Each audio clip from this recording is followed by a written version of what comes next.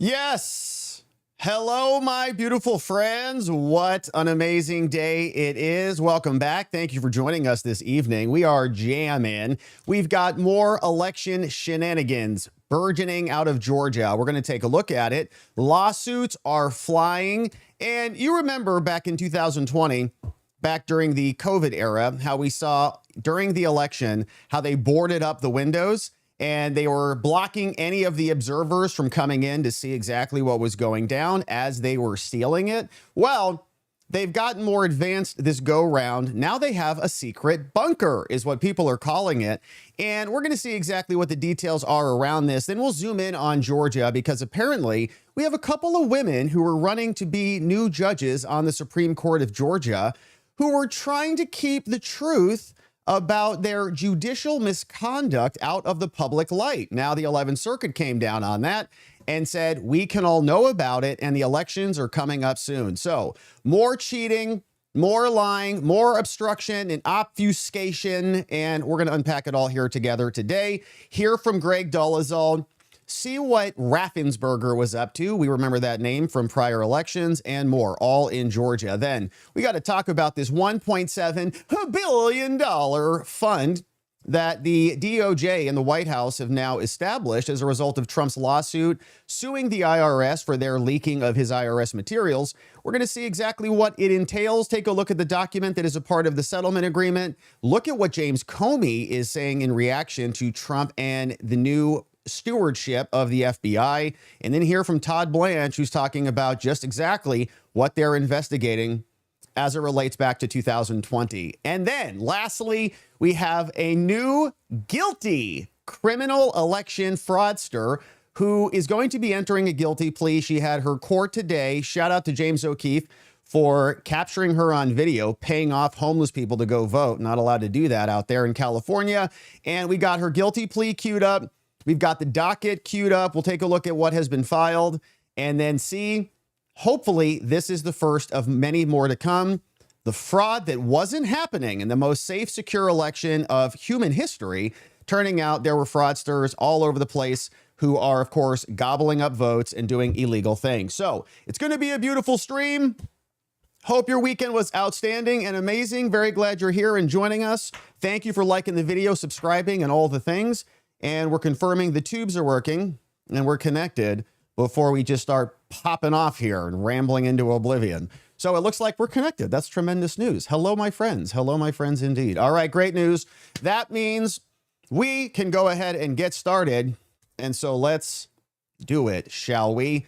Major election news out of Georgia, the place where there's been problems for years now, has some more obfuscation and obstruction that's taking place as elections bear down upon us. You can see this article over from the Federalist that says the Georgia Election Board, the state entity that was set up in response to 2020 and all of that fraud, has now been barred, not allowed to come into the observation room. And that's illegal. And we've got a lawsuit that is percolating right now, has been filed this afternoon, courtesy of Doleazol right here, as you can see. And so we're going to come back to this. Remember this Senator Greg Doleazol, he's saying both I and two other candidates have sued Brad Raffensperger for this thing, seeking a court order to allow poll watchers and state election board observers into the so-called bunker, where Georgia's statewide vote totals are received and published, because transparency should not be controversial at all. Why does Brad Raffensperger have to bury these things under seal in the depths and the bowels of Fannie Willis? I mean, her county. So we're going to see what the article says here. There are some laws that are being cited, and the whole GOP out there has really gone to the mat on this because elections are just right around the corner, and they're explaining that they are demanding that this be reversed. They're furious about this. And why? Because we all lived through it. We remember how it felt back during 2020. Remember this video, apparently from Detroit? There were so many of them, hard to identify where they came from. But this is what was happening. You can see people with their COVID masks on, this guy down over here in the corner, and this guy putting up the poster boards saying, you can't see anything. We're going to count the votes in secret to protect you and to save your democracy from you. So don't watch us while we do what we're doing. So here's this video. Of course, you recall this one. Yep, just block it. Don't allow anybody to see it. And now they're getting more sophisticated, where they're just taking it all down into a bunker so nobody can see anything. Blocking the doors, don't look through the windows, and more. And this was the same pattern we saw all over the place back in 2020, just a little trip down memory lane here. Here was another woman who was outside of another building when they were just taping up with cardboard. Don't let the peasants in there to see any of this, because they may catch us in our thievery. Here's another angle. You can see right inside, counting a lot of ballots, counting all the votes. And so the same type of stuff is now coming back. It's just a little bit more sophisticated this time because they're in a bunker. Remember, Trump posted this a while ago, and this woman was inside. She said, yeah, I'm here because of the 38,000 ballots that arrived here at 3:45 in the morning that are just sitting over there getting counted supposedly. And that's why I'm here. Pretty eye-opening situation. We're in the pit of hypocrisy, and I want to show you what's going on. And so they're inside recording a lot of this, but the people outside blocked from seeing it. And these videos came out way after the fact. And then, of course, the election had already been called.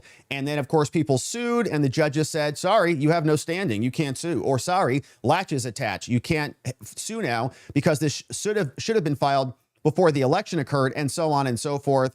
And we're still dealing with this nonsense. So out of Georgia now, GOP chairman called Josh McCoon is demanding that Brad Raffensperger, the Secretary of State, reverse the decision. He called this outrageous, and he made a whole post about it over here. He said, here's my statement from the chairman, Josh McCoon, State Election Board, which is the body that we've been covering here for a long time that is digging into the Fulton County fraud and the other problems in Georgia, thanks to Brad Raffensperger, Brian Kemp. We know that the last time that they were investigating things in Georgia, the people who were doing the investigation were all told to stand down, be a team player, get on board, and I'll make you a judge permanently. Now, he says denying members of the state election board access to the election night reporting room is outrageous. This is an unacceptable assault on transparency and a direct threat to the integrity of Georgia's elections. Now, Republicans and Democrat SEB, that's the state election board members alike, must have full access to observe every step of the tabulation and reporting process on election day and throughout election night. Blocking legally appointed board members from the room destroys public trust and raises serious questions about what officials are trying to hide. Georgians deserve transparency, accountability, and confidence in their elections. This decision must be reversed immediately. And Doleazol's filing a lawsuit, but here's the first vice chair of the California GOP says, thank you for standing on the side of openness. She is a member of the Georgia State Election Board. She said, I was shocked to be told that the final tabulation of Georgia votes is done behind closed doors without transparency at all, no independent observation and accountability. And this year, even more critical, we have a candidate on the ballot for governor who is overseeing his own election. Is that Brad Raffensperger? Hey, just like Katie Hobbs did in Arizona. Remember when she was Secretary of State? She's like, I'm going to manage the election. And I'm going to run for governor, too, at the same time. And then she got elected. And Carrie Lake and all of her opponents, everybody, got obliterated because of the election problems on election day, because Bill Onesie Twosie Gates couldn't figure out the paper sizes. So now this is not right. This is not transparency. Call Brad Raffensperger and demand transparency in our voting process. Allow observers into the election night reporting room to observe what's going on. If there is nothing to hide, then you hide nothing. So what happened to transparency there, Brad? Well, it's not there anymore. And this person here called Mark Davis, shout out, over at the Federalist, gave us a little primer on exactly what's going down. There is an underground facility known in Georgia election circles as the bunker, where votes from 159 counties all across Georgia are aggregated in real time and statewide results are prepared for public release. Amazing. On election nights, a small team of Secretary Raffensperger's staff monitors the process. They sit around in a conference room style setting as the final numbers roll in. Now, Sheila Grubbs posted, we just read from her, Holly Kessler is another elections integrity advocate, and she gave us the details on the Georgia law that are being called into question here. Two specific statutes that are in violation. One, Georgia law, section 21-2408, which guarantees poll watchers access to polling places and tabulation centers. And also 21-2-30, which charges the state election board, the people who want access, with, quote, ensuring uniform, lawful, and transparent elections. None of which, of course, is happening because Brad is running his own election.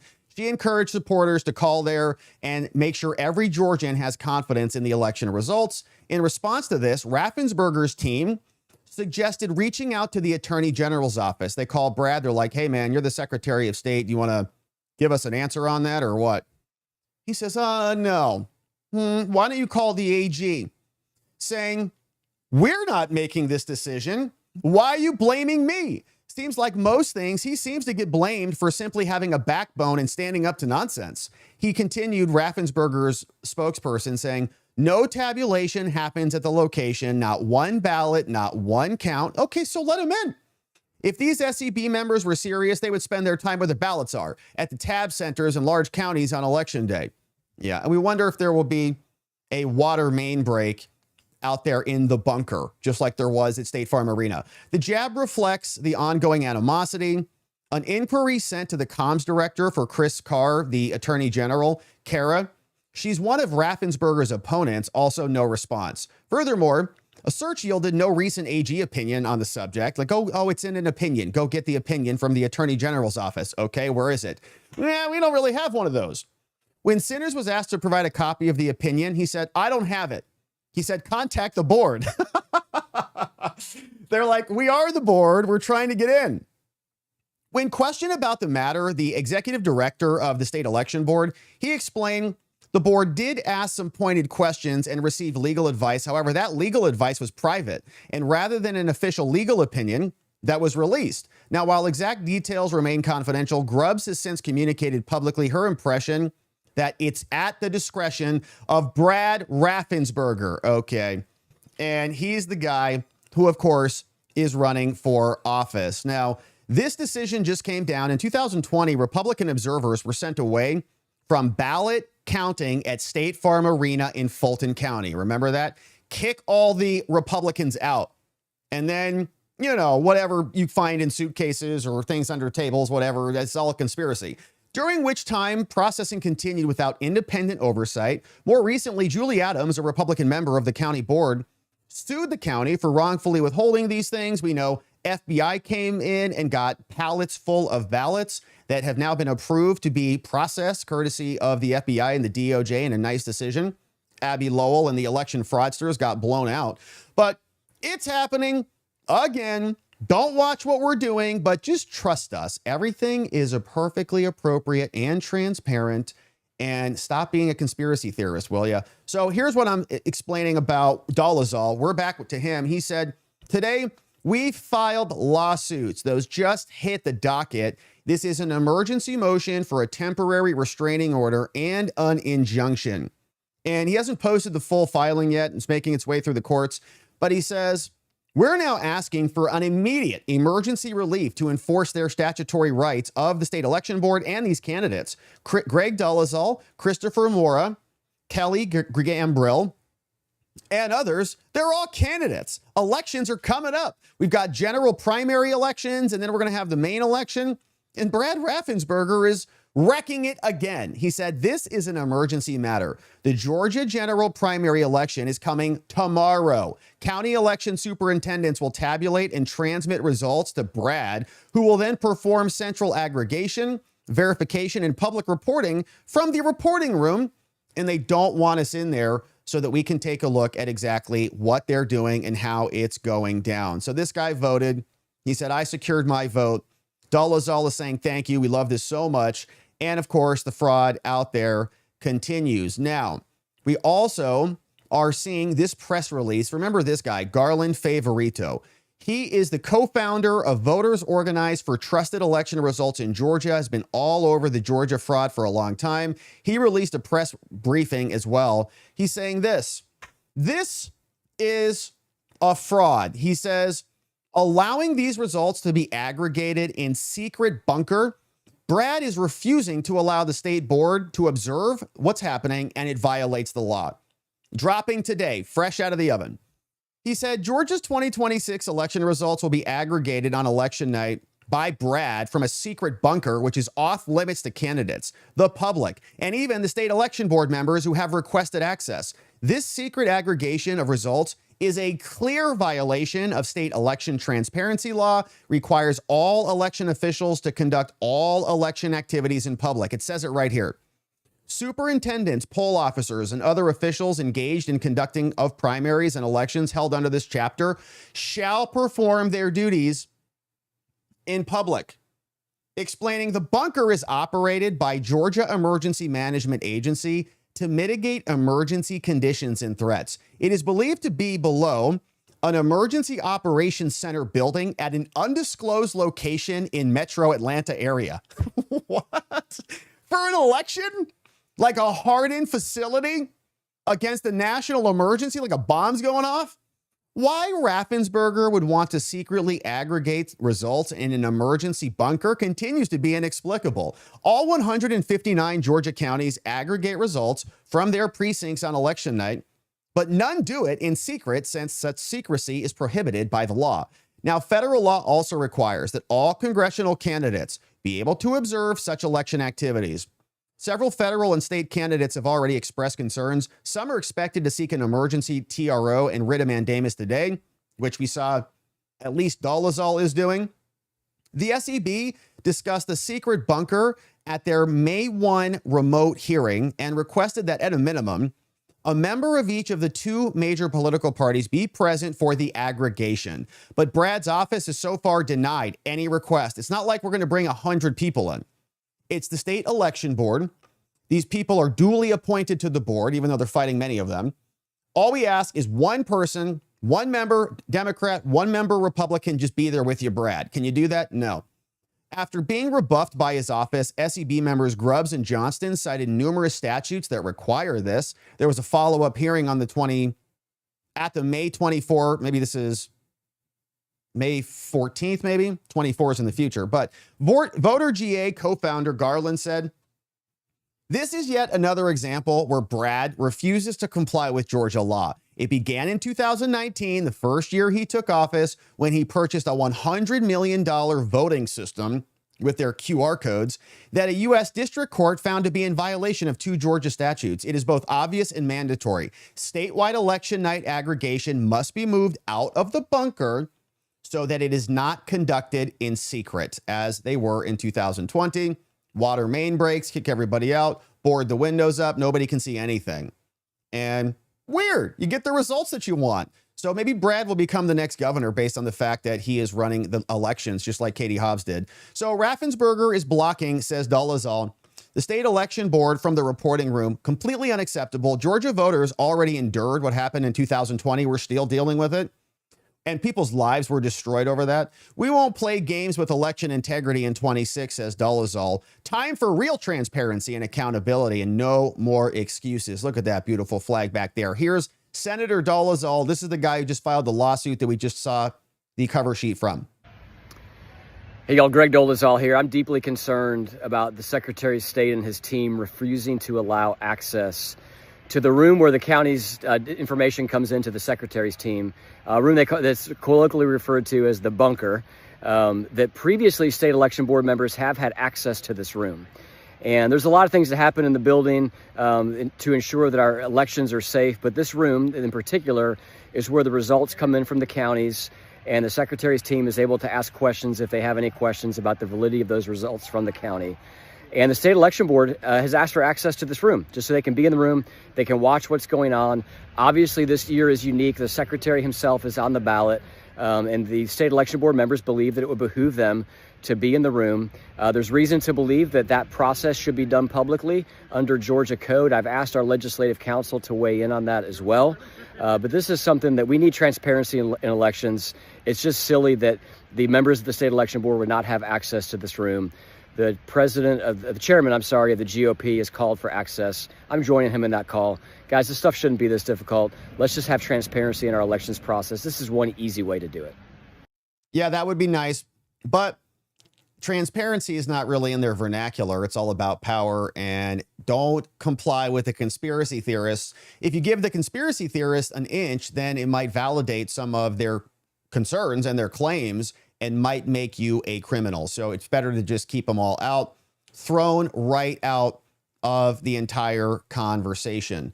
But we're seeing now that there is more cover-up that is occurring in Georgia, and their Supreme Court candidates, two ladies seen right here. This is candidate Miracle Rankin. So Miracle is her name. All right. And then Jen Jordan, two ladies who are running to be on the Supreme Court. And in Georgia, they tried to cover up evidence of their judicial misconduct as they're trying to ensconce themselves in the highest court in the state. Pretty shocking development here.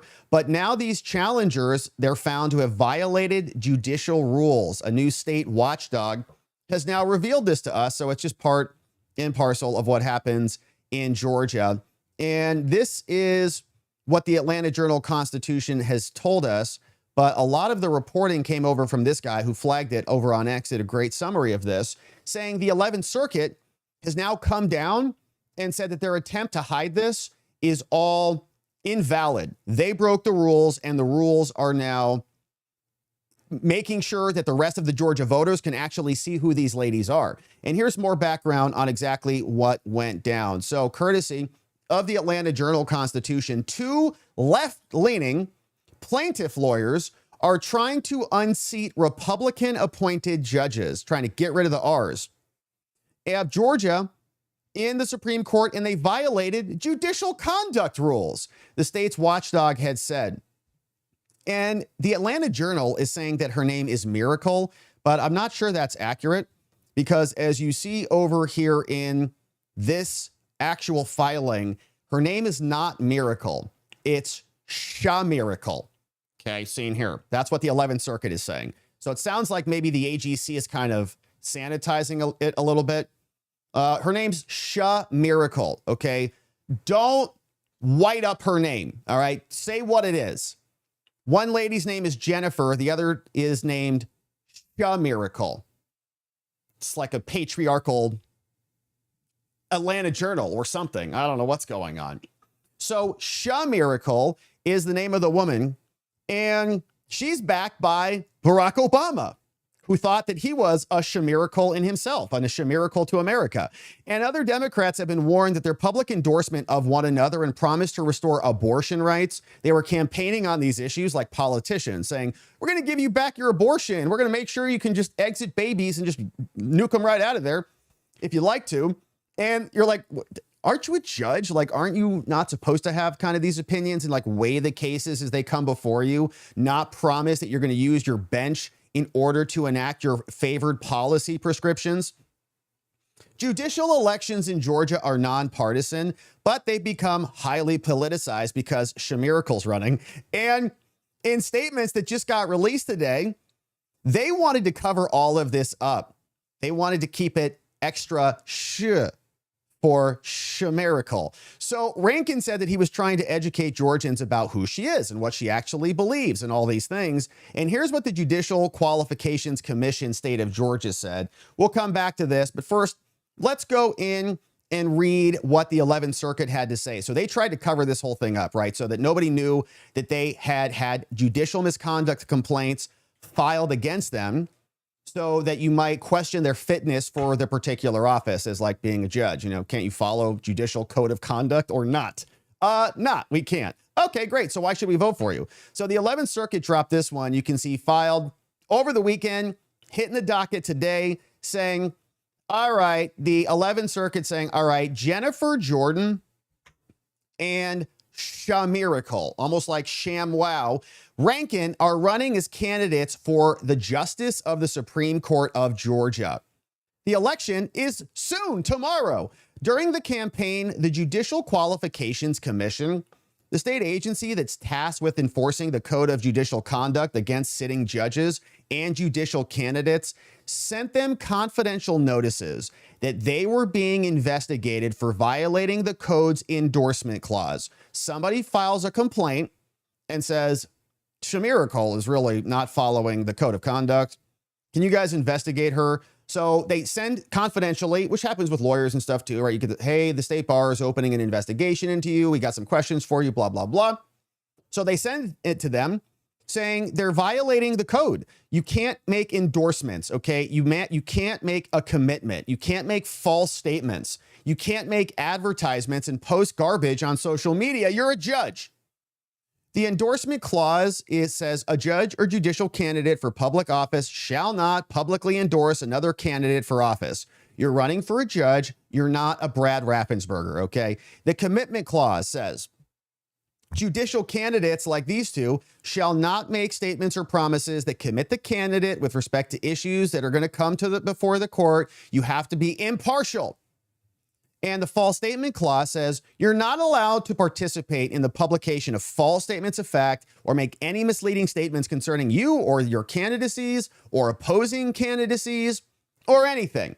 So don't post that type of stuff on the internet. Now, here's how an investigation during a judicial election works. When the commission receives a complaint against Shamirical raising campaign-related concerns during an election year, it reviews the complaint and determines if we need to continue to investigate. If it is necessary, the commission then sends a confidential notice to the candidate explaining, hey, these are the allegations against you, and request a confidential written response. Then the commission gets the response, reviews the response, and if it finds that a speedy intervention is necessary, it may release a non-confidential public statement setting out the allegations and refer the matter for a full investigation. And this is alleged misconduct around an election, about election misconduct. So wouldn't election misconduct be relevant and pertinent, in the middle of an election of that person? It only becomes publicly disclosable after the election is over and they've gotten the benefit of their misconduct? That makes no sense, of course. So the commission followed this process for Jordan and Shamirical. The notices asked them to submit confidential written responses to the allegations for the commission to consider so they can decide what to do next. Instead, the candidates, Shamirical and the other one, sued the commission. So they get this notice and they say, oh, crap, they're going to have to publicly disclose all of this because, as I just mentioned, it's in the middle of an election about the election. And so they sued through official capacity claims against the three commissioners. That's how scummy these people are. So they actually sue the body that's investigating them. They sought a declaration that enforcement of the code's endorsement, commitment, and false statement clauses violated the Constitution. 14th Amendment. The candidates and said, you can't enforce these clauses against them. Like what, equal protection or something? The candidates moved for a temporary restraining order and a preliminary injunction prohibiting the commission from continuing its investigation and from enforcing the code of judicial conduct against the two ladies who would be the Supreme Court judges in Georgia. It's crazy. Against them while their lawsuit is pending. So they try to cover it up while the election is underway. Now, the lower level court held a hearing, and all of it was under seal. The district court said on Friday, May 15th, 4 days before the election, it partly granted the motion. It entered an injunction that bars the commission from releasing the public statement about their misconduct. It's all a scam about the candidates' alleged code violations. So the lower judge says, actually, yeah, you can't talk about their judicial misconduct because it might, jeopardize their election. Yeah, that's the point. That's why the complaint was filed. They're committing misconduct in the election process. So we need to know about that so we don't elect them. The commission then has moved now at the Court of Appeals to stay the injunction. They asked the 11th Circuit, they said, a court considering whether to issue a stay has to go through the traditional factors. And right now, we weigh heavily in favor of a stay. So we're not going to let that lower judge's maniac decision that says you can't actually talk about their misconduct stand. We're going to pause that. Here, the commission has made, quote, a substantial case that we have the jurisdiction to review all of this. That's why we're reviewing it. Now, what matters is whether the order carries many of the hallmarks of a preliminary injunction. The injunction is differences between TROs, temporary restraining orders, and preliminary injunctions. The judge here is basically saying they're basically one and the same. Stopping the commission from enforcing the code will irreparably harm the state. The Shamiracle and her team are saying, you can't hear this yet. It's not a permanent injunction. It's more like a temporary order. And so you have to let this continue to materialize and matriculate. Then you can come back and decide whether you want to stop it once it's gotten to the appropriate point. But after the appropriate point is met, the election would be over. So they said they're basically the same thing, so we can hear it. We're going to do that now. And if the commission is stopped from releasing this information, the state will be irreparably harmed. The election is Tuesday. The injunction stopping the enforcement of the judicial code against candidates can be effectively challenged only by an immediate appeal during the election. As the candidates even say elsewhere, in the judicial campaign context, there is no adequate post-election remedy. It's over. First of all, the voters need to know about it. Secondly, they're committing the violations in the election. Their misconduct is directly related to their aspirations and perspirations for a higher office. The Supreme Court has warned against shielding orders from appellate review merely by designating them as TROs, temporary restraining orders, even though they're acting as a preliminary injunction. By waiting 10 days to hold a hearing on the motion, then another 4 to issue an unreasoned order, and then granting an injunction that runs 8 days, 4 days after the election is scheduled, there's a substantial case that we're in a shielding territory. And the lower level judge, who should be ashamed of themselves, is trying to protect these two ladies so that the bad news doesn't come out before the election is already underway. Now, the commission has also made a substantial case on the merits of their constitutional claims. We have blessed similar false statement clauses as being constitutionally sound. This law is not infringing on your rights, Shamiracle. And while we haven't addressed similar challenges to similar endorsement and commitment clauses, our sister circuits have, and they have found them not to violate the First and the 14th Amendment at all. Now, there is a dissent here that says, no, we can only hear these cases in near life or death situations. They say, okay, but neither we nor the Supreme Court have read our jurisdiction so narrowly, and the Supreme Court recently held that it had appellate jurisdiction over TROs that had nothing to do anything near life or death situations. And so we're going to hear the case, stop your crying. Now, of course, we needn't and don't definitively resolve the merits of their First Amendment claims. It is sufficient for present purposes that the commission has demonstrated a substantial case that the clauses at issue here will survive constitutional challenge, and the weight of analogous precedent convinces us that it has. Now, there are other factors that weigh heavily in favor of the stay. Stopping the lower court and allowing this info to come out. As we've already explained, enjoining the commission from enforcing the code will irreparably harm the state. But a stay will not substantially injure the candidates. If anything, without a stay, the public will be harmed by not knowing about and getting to evaluate for themselves the credible allegations of misconduct that's done by a commission. The candidates say the commission's application of the endorsement and other clauses to their ads and statements exceed the text. So in other words, they're saying their free speech, First Amendment rights protect them. They can say whatever they want in the middle of these campaigns, and the Judicial Code of Conduct can't stop that from happening. It's free speech. But their assertion is just a plea that the code does not cover what they did. It is not an argument for why clauses violate the First and 14th Amendments at all. So, Judicial Code, they write, codes of conduct serve to maintain the integrity of the judiciary and the rule of law, and their enforcement is the principal safeguard against judicial campaign abuses that threaten to imperil public confidence in the fairness and the integrity of the nation's elected judges. And so, having considered the stay factors, we grant the commission's emergency motion and stay the lower level judge's injunction pending appeal. Motion granted. And the dissenter is saying, you shouldn't have heard this. Okay, very technical. A TRO is not a final judgment. and it's only temporary. And so you can't step in when the judge is doing temporary things because it's not permanent yet. And you can only act on a permanent order once it reaches a preliminary injunction stage. And this is not a life or death situation. And there is no irreparable harm. And we want them to win the election. And speed's not important. And so this case doesn't warrant a stay at all.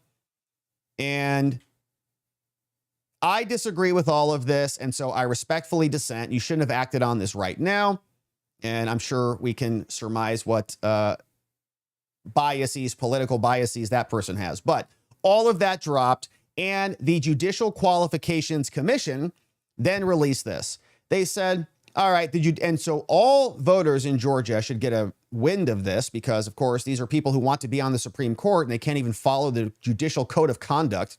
Here's what happened.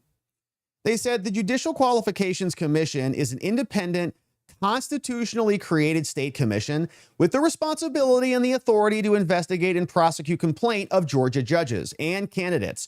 In every year in which an election is held, they are required to form a special committee. The special committee expeditiously addresses allegations of ethical misconduct in campaigns for judicial office in order to alleviate unethical practices. And so in accordance with that, we release the following non-confidential public statement. They say, we got complaints here. One of these is against Jennifer Our Jordan. And Jennifer is going to be this woman over here, Jen Jordan on the right. This is Shamiracle over here, in case you missed it. So they say, all right, Jen, after careful consideration, the committee reasonably believes that Jordan's conduct violates Georgia's code of conduct. During her campaign for office, one of her campaign commercials, which circulated on television and social media, is a joint campaign advertisement. So they got together along with Shamiracle Rankin, also a candidate running for Georgia Supreme Court. As the candidates appear together, Jordan informs viewers, we're running for Georgia Supreme Court to fight for what's fair.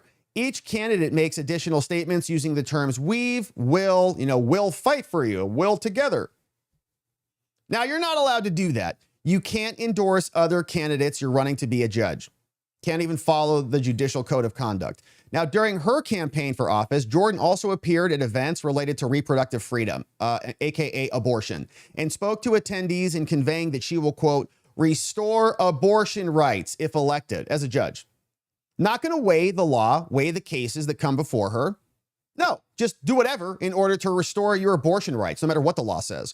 Footage and photographs from these events have also been shared by Jordan and those assisting her campaign. She also shared an endorsement by Reproductive Freedom for All, which characterizes her as a champion for reproductive freedom, meaning eliminating babies. Rule 4.282 prohibits judicial candidates from making statements about this and other issues, and it's inconsistent with the impartial performance of adjudicative duties of judicial office. And this should be disqualifying for them, right? If we had an actual, maybe educated electorate that understood what the role is of these people. But it's, we've seen what happens in Georgia. And so presumably this might be, maybe to the Fulton County people, might be something that is endearing. Like, wow, she is going to fight for us. She doesn't really give a whiff about what's happening in the court of law, following statutes, following Supreme Court precedent, whatever. She's just going to eliminate any impediments to abortion. So the findings don't constitute a final determination, and this may be referred over to the full investigative panel for other appropriate action according to the rules. So she got one of these, and Shamiracle got one of those, presumably. And now they're both essentially sanctioned according to the public arena, not officially by these judicial bodies yet, but they know the rules. What's so ridiculous about this is that they tried to hide the rules. Okay. Once the investigation was opened, they sued to stop the public disclosure of these things because they did not want the truth to come out that they're violating the law. So the cover up in Georgia, of course, continues every which way you turn. And we're seeing a lot of reaction to this Calais case. We've seen before that the Voting Rights Act was being perverted and being imposed to draw racist racial boundaries all across America. Now, many states are reversing this. And today, the Supreme Court also handed down 2 summary dispositions in 2 cases, one in Alabama and another one in, Mississippi and one in North Dakota, saying, we're going to vacate your lower level decisions. Lower courts were saying you have to draw a racist map. You have to put all people of a certain color together, kind of separate but equal, make sure that they have their own drinking fountain and they're all accommodated. And here's racial groups and just bound them this way. Supreme Court said, no, we're not doing that crap anymore. So then others appealed, and the Supreme Court just blasted both of those out, saying the judgment here in the Board of Election Commissioners versus the NAACP is vacated. The case is remanded back down to Mississippi. Follow Supreme Court precedent in Louisiana versus Calais. No more racist maps. Go draw those. Don't come back. So who dissented? Well, of course we know. Judge Ketanji, she dissented. She said, this case presents only the question of Section 2 and the private enforceability, and our decision didn't address that. So I see no basis for vacating that, and I would affirm. And did she say the same thing over here? She did. So she copied and pasted her dissent in both decisions, but the same thing happened once again in Turtle Mountain Band versus Howe, Secretary of State of North Dakota. Both of those cases booted out of the Supreme Court. Go follow the law and don't come back. Now, while all this is happening, what we see is that Stacy Abrams is very nervous about this. Andrew Colvett, you know him over from Turning Point, posted this clip from her. He said, this is why they're so upset about this. They said, according to Stacey Abrams, who apparently is also under investigation for her massive fraud, would lose 19 to 20 congressional seats, which is a big bucket full of congressional seats, but also maybe state legislative seats as well, because they draw those maps in racist fashions as well. 191 legislative seats. Okay, so in their legislatures, many of these are all gerrymandered states. And so here's a little bit of Stacey Abrams, just so we can get a feel for what she's saying out there. With these new maps, we know that analysis by Fair Fight and Black Voters Matter show that we could lose 19 to 20 congressional seats, but we could lose up to 191 state legislative seats. And in the South, those state legislators draw city council districts, county commission districts, school board districts, and they draw state legislative lines. And so if you want to know if your child is going to have fair and equitable access to education, that will be diminished if your families can't participate in elections and Yeah, so you have to allow us to draw racist maps so that we can have fair, equitable maps, which all means they want Democrats to be in power, and they want to use the courts, and they want to use racism, and they want to use the historical interpretation of Section 2 of the Voting Rights Act in order to bend the maps, bend the system into their will. And the numbers are big, right? It wasn't just happening at the congressional House level. It's happening everywhere for all of those other bodies that she mentioned. And that's why they're so nervous about this. Mark Elias was out screaming about this today. The worst Supreme Court decision of his life, his whole future, is vanishing right before his eyes, because that was one of the key tools that they would use in order to gerrymander the maps with their racist endeavors. And so as we see, Georgia election coming soon. We've got a new lawsuit that has been filed by Greg Doleazol, should be making its way through the courts. We'll see if Brad Raffensperger opens up the bunker so that people can come in there and actually observe the election, or whether they'll just do what they did in 2020, kick everybody out, fake a water main break, and then come in and deliver the results. Oh, we won. Amazing. So we're going to keep our eye on this one, of course. Thank you for joining and subscribing and liking this video as we do. All right, now we're not done yet. We got some serious business to attend to here. And this one is also a fun one.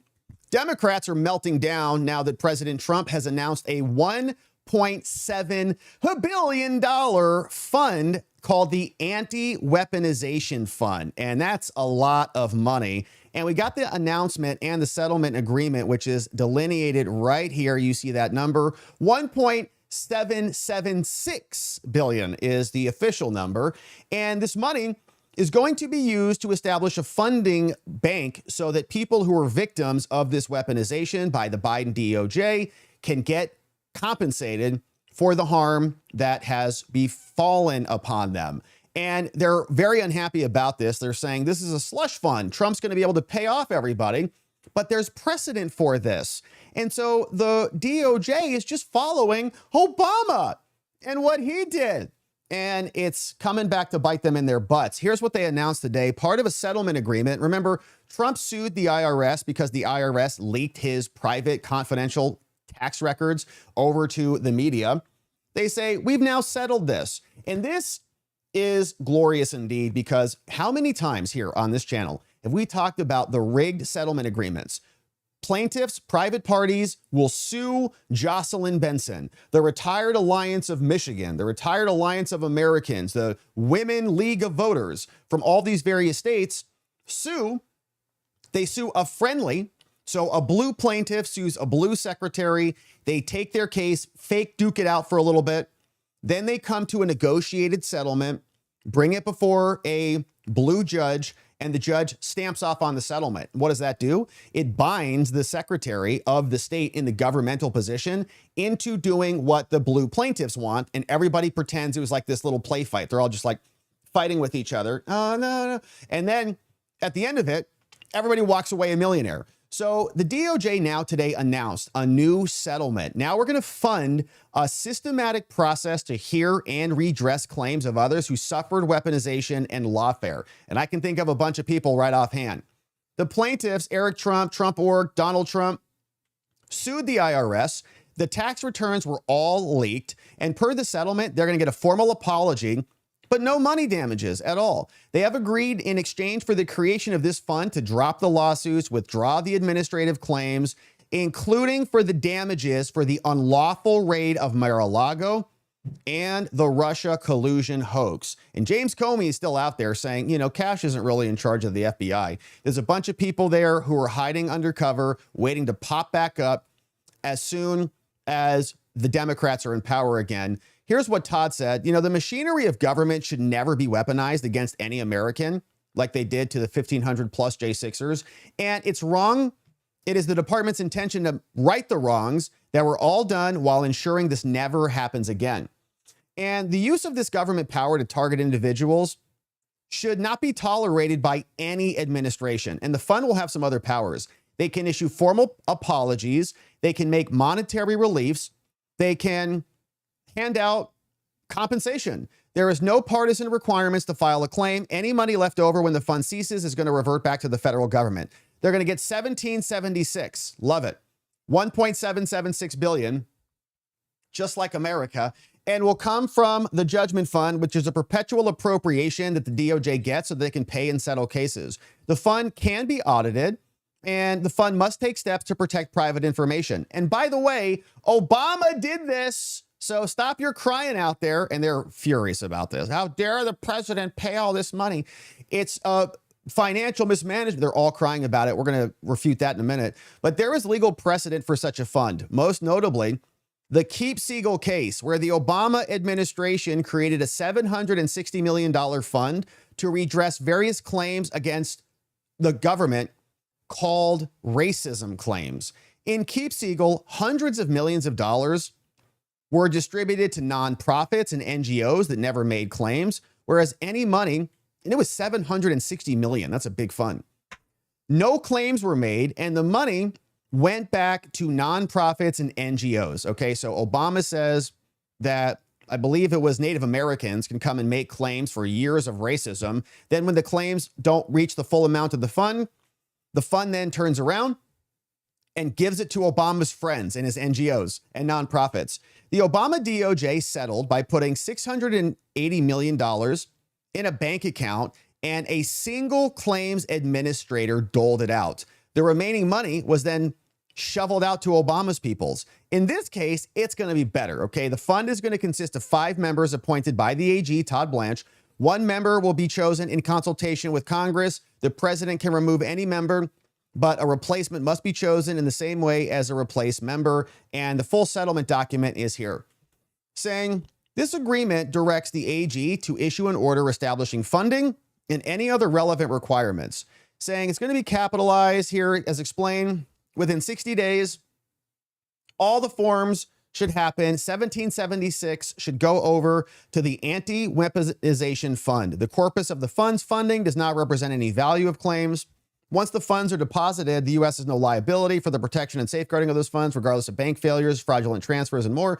The funds deposited may be used to pay for per diems, administrative services, funds, facilities, staff, travel, other support services as may be necessary to carry out the mission of anti-weaponization. The member of the Anti-Weaponization Fund shall serve as volunteers and gratuitous service providers without any compensation. They're allowed travel expenses as permitted by law. None of the funds shall be deemed to qualify for reimbursement. Funding of the fund also follows long-standing authorities. They articulate all of those. And saying we've got a lot of legal precedent for this. The Democrats are queuing up their lawsuits as we speak. Now, Congress has provided for this under U.S. Code. Previous cases have been settled similarly, just like the Keep Siegel case that we just talked about, where they paid $680 million from the judgment fund. And so if you've been poking around the internet today, they are furious about this, mad as can be. And what's so interesting is 1.7 billion is really, I think, perfectly appropriate, because remember what the Democrats passed for themselves. If you recall, after J6, they passed millions, billions of dollars. This is from the Democrat website, oversightdemocrats.house.gov, March 24, 2025, going back into memory lane. And they sent letters saying that the estimated damage was $2.7 billion as a result of J6. And it wasn't even in the same universe as that. The actual damage that was done by the feds probably was about $3 million, according to their own press release. This is the Democrats' press release. $3 million in restitution. They passed a $1.7 billion security fund, right? 1.7, whatever it was, post J6, and they bumped those costs up to $2.7 billion in order to give money to the FBI, in order to enable Christopher Wray to launch his full political propaganda attack on all of America, to go after everybody, to propagandize, to do, J6 crap. It was nonsense. So they spent $2.7 billion to use this as an attack vector. Now Trump is compensating the people who are on the receiving end of this. And so it seems like it's even a deal. It's not $2.7 billion, which is what they unleashed hell with, but it's $1.7 billion in order to pay remediation for those who deserve it. And look at this. 5 police officers lost their lives as a result of the attack. Do you mean by suicide after the fact? They include Brian Sicknick in there, who died of natural causes, according to the Capitol Hill Police. They are the biggest liars. And it is disgusting, honestly. Like, how dare you trade off the name of a dead cop for your political propaganda? Other cops died by suicide. Sicknick died of natural causes the following day. There was no evidence that he got hit in the head with anything. And nobody was charged with murder for those dead cops. So how come that happened? Where are the murderers? How come nobody's being paraded around in criminal court right now for murdering Capitol Police? Because they didn't. So the Democrats are scum. The oversight Democrats are even the highest level of the scum, maximum scum. And $2.7 billion is what they created. They created their own slush funds to dole money out to their political attacks. And now justice is coming. So we're happy to see it. And the only real way that you can combat this, if they're going to create their own slush funds and they're going to stand up their own entities and funnel a bunch of government money into certain causes, only way to combat that is to hit them back in the same mechanism. I don't like spending a bunch of money. I think we're broke as it is. But in order to combat this, you have to stand up your own funds and your own entities and start counterattacking to put their attempts to bed. So happy to see it happening. Now, Comey is out. He's saying, just hold on. If you're an FBI agent, hang on. We know you're still in there. Kash Patel talked about the 250 federal agents who were in there on behalf of the FBI there during J6, apparently for riot control, even though they didn't control the riot at all, which is curious. And I don't remember seeing them flashing their badges the night before saying, hey, if you go into the Capitol, we're going to arrest you. Or the day of the event saying, don't go in there or we're going to arrest you. Most of them were dressed in plain clothes from what we know.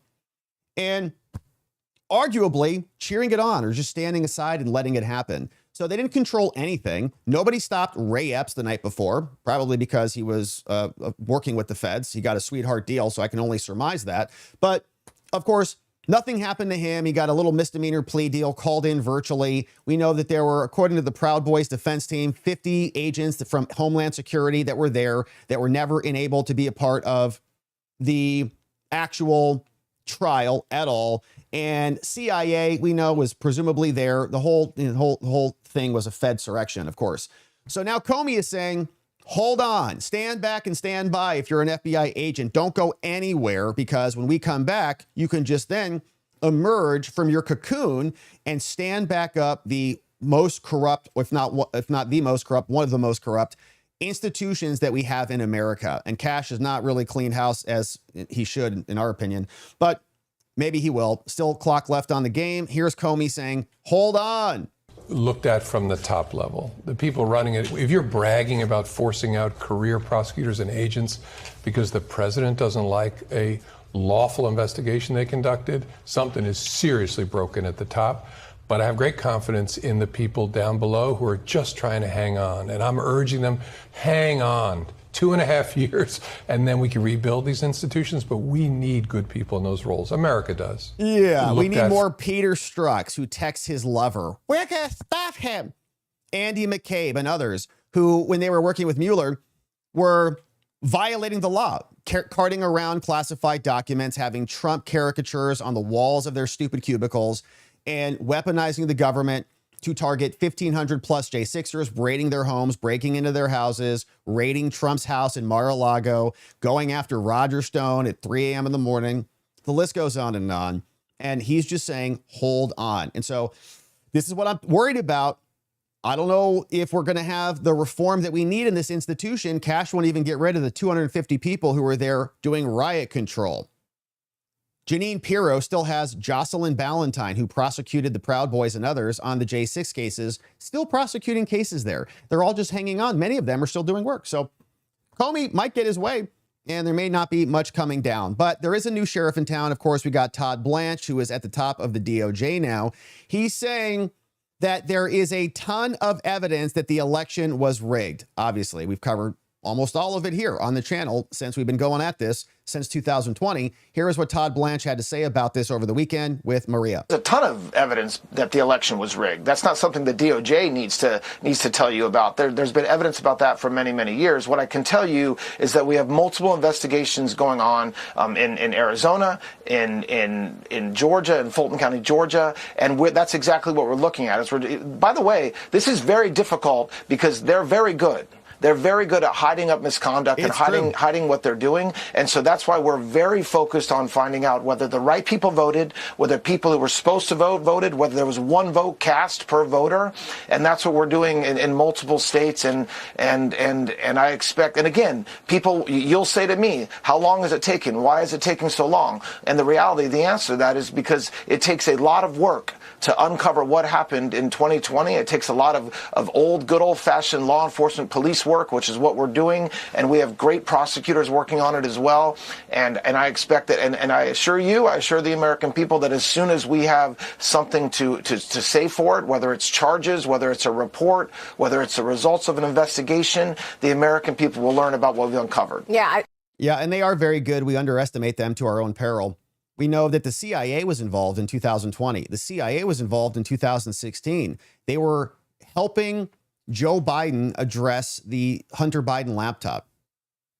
Anthony Blinken was working with guys like Mike Morrell, former CIA director, and he was drafting up with John Brennan and the rest of them the 51 laptop letter. They were paid contractors by the CIA. They worked at CIA facilities to draft the thing, and they got it up the chain of command through the CIA to get it all approved for publication instantly so that Joe Biden could have it for the campaign, for the debate.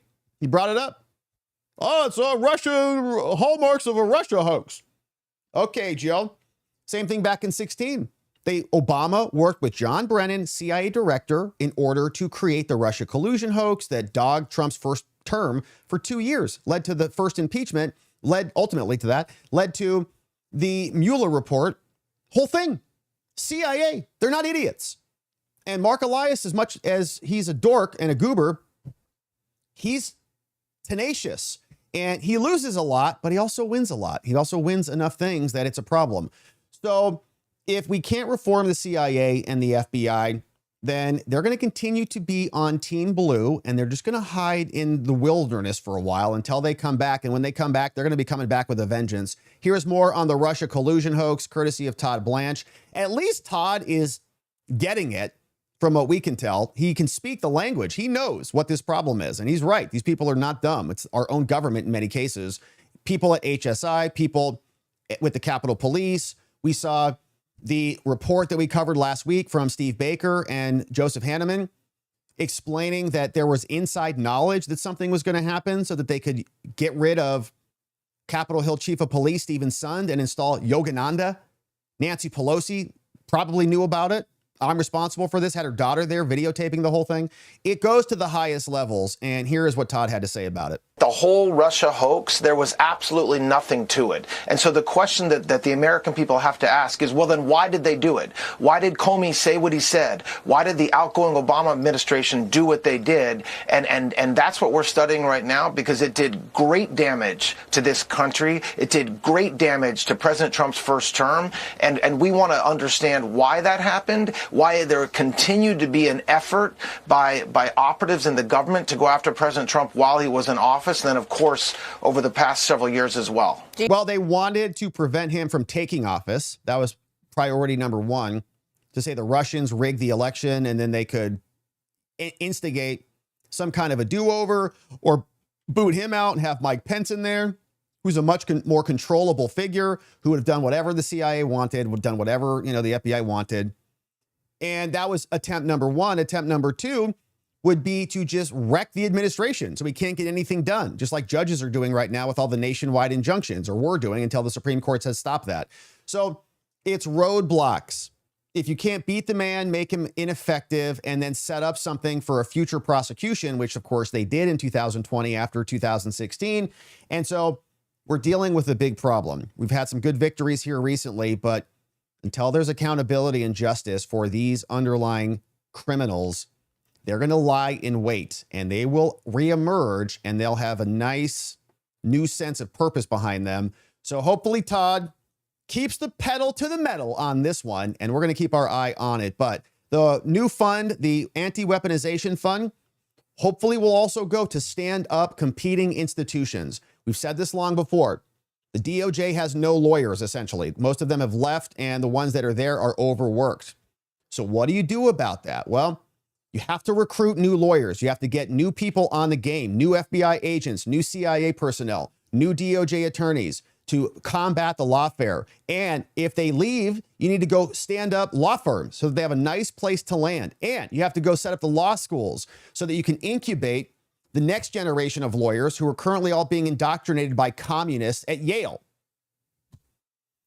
So we have work to do. But fortunately, I think this is a nice movement in that endeavor. $1.7 billion to right the course, and Obama set the precedent. So they can go cry harder. We're going to keep our eye on this one. Thank you for joining and subscribing as we do. All right, now, speaking of rigged elections, we've got another election fraudster criminal charged starting right now, and then we'll hear from you.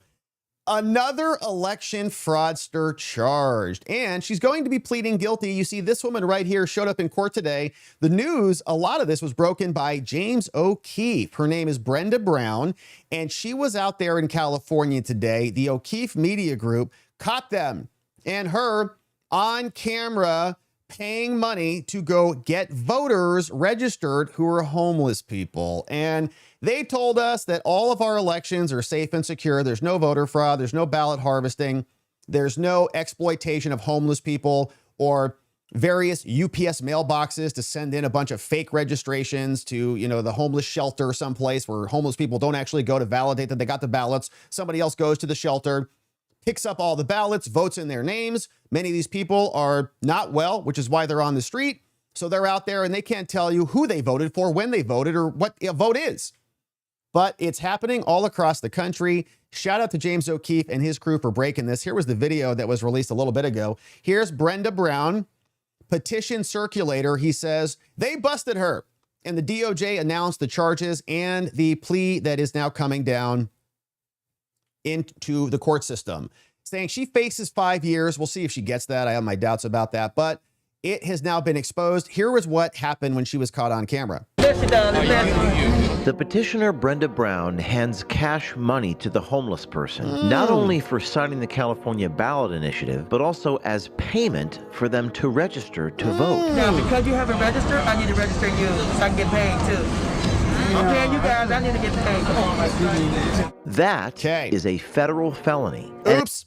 Not allowed to do that. And so she's getting paid. I wonder who's paying her, and she's paying other people. And so whoever's paying her, of course, is paying them, all to just go get registrations on the books so that people can get certain ballots shipped out there. Other people can collect those, fill those out, and turn them in. And it didn't just happen once. It happened over and over and over again. We personally witnessed and covertly filmed this happening at least 28 times over the span of our investigation, and that is just in Los Angeles. Yep, and just one location out there. So think about this happening all across the country times, 10,000. It's a lot. So charges were announced today. Bill Esseley said Brenda Lee Brown, Armstrong 64, comes from Marina Del Rey, showing up to court, single count, charging her with paying another person to register to vote. She's expected to plead guilty in the coming weeks. I have the plea deal queued up that we'll take a look at, saying she has worked for approximately 20 years as a, quote, petition circulator to gather signatures for ballot initiatives. She didn't do this for a charity or out of the kindness of her heart. The more signatures she got from registered voters, the more her supervisors paid her. And so she then, starting last year, began paying people to sign petitions and to register to vote. She sometimes listed a former address of hers when some people had no address, because California automatically sends a vote by mail ballot to every voter. Automatically. You get one in the mail. That means that ballots in homeless individuals' names could have the potential to be sent to her home where the homeless people don't live and where they don't collect mail. So extra ballots are just floating around, all to her house. And the same pattern, by the way, is happening all across America. Homeless shelters and various locations. Somebody else can go collect them. You've got a bunch of people who will take $2 to fill out a piece of paper. You can't even buy anything with $2. California's lax attitude towards registration endangers our democracy, legitimately. That's the point. It's not really a democracy if somebody else is voting for these people. We won't stand by when ballot box corruption threatens the foundations of our republic. And so we see the full press release came down here saying this undermines Americans' faith in their institutions. She, according to her plea deal, which we'll take a look at, has been doing this for 20 years. She, after getting enough signatures, would go back, return the petitions to her people, who then paid her a set amount for each signature. The amount she paid varied based upon what she was doing. And she also got homeless people to sign on to the documents. Many of Skid Row's homeless population were not registered, and so to ensure she maximized her pay, starting in 2025, she began offering payments to not only sign petitions, but also to register to vote. And so here's what the documents look like. You can see charged by information, which means she essentially agreed to come in here before this case really got going via a criminal complaint or via a grand jury indictment. So before she's even ultimately, officially charged, she agrees, I'm just going to plead guilty, and we're just going to kind of do all the paperwork around this one charge. 52 U.S. Code 10307, saying on January 30th, within the Central District of California, Brenda Lee Brown Armstrong, also known as Anika, knowingly and willfully paid and offered to pay another person to register to vote in a federal election. Signed by Todd, and also Harmeet's on the name right there.